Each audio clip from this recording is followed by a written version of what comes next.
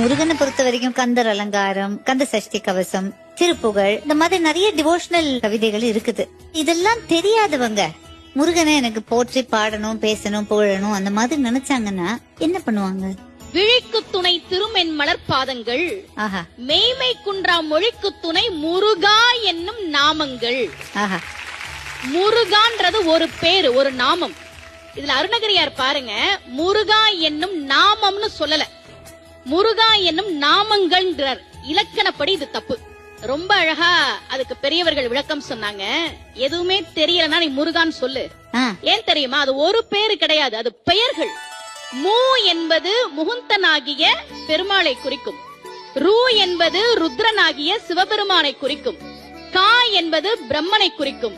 பிரம்மன் கிட்ட சரஸ்வதியும் இருக்கிறா, பெருமாள் கிட்ட மகாலட்சுமியும் இருக்கிறாள், சிவன் கிட்ட பார்வதியும் இருக்கிறார்.